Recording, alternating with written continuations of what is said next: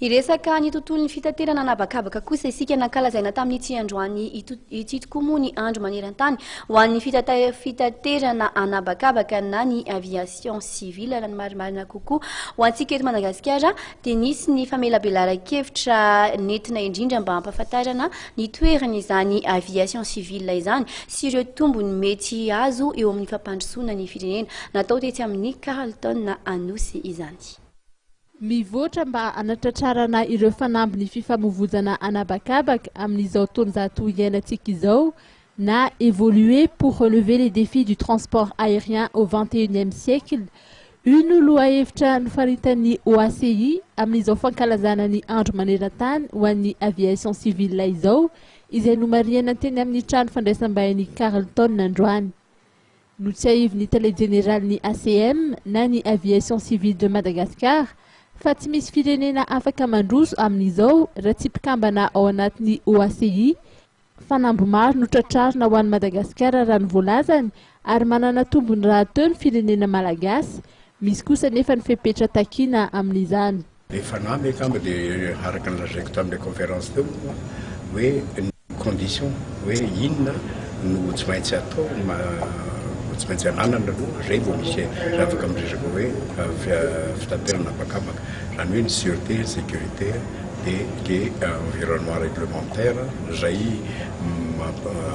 atao apropopo le zavatra io moa hoe tafapetraka hoe tsy hoe zavatra vita indray mandeha fa managré zany tsika tsy maintsy mamboatra ny zavatra io foana fa raha vao mirelaché amin'io dia mora mirodana io zavatra io fa tsy maintsy tandrovana tsy maintsy kolokoloina zay fepetra raisina sécurité sy sûreté zay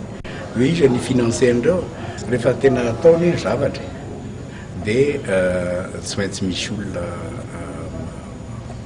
afaka iaraha miasa mamatsy vola azahoan-drano. Ny zavatra mitranga ny zavatra tiako lazaina dia hoe rehefa mazava hoe inona no atao dia afaka mitady inona ny mety manana azy fa ny zavatra hatramin'izay raha ohatra tsy mieritreritra an'izany hoe inona ny atao zany dia tsy afantatra an'izany ary tsisy olona hiresaka an'izany raha tsy tsika gasy ihany nijery hoe inona reny mba azotsika anaovana an'ity tranon-drazana ity fa ny zavatra nytian'olona mantsy zavatra mety azahoan'ny tombontsoa anazy fa ny tombontsoa atika tsisy olona ikarakara zany raha tsy tsika gasy. Raha ny resaka fanaisorana ny Madagasikara ao anatin'ny lisitra ben'ny vondrana Europeana no resahana dia fantatra fa misy ny délégationna malagasy anainga ho an'i Bruxelles amin'ny herinandro ambony mba hiresaka amin'ireo teknisiana Europeana.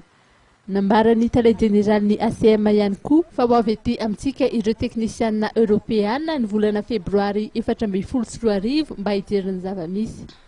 Raha mety ny atao hoatrany ity farany dia mety ho afaka ao anatin'ny lisitra B amin'izay Madagasikara amin'ny martsa 2024.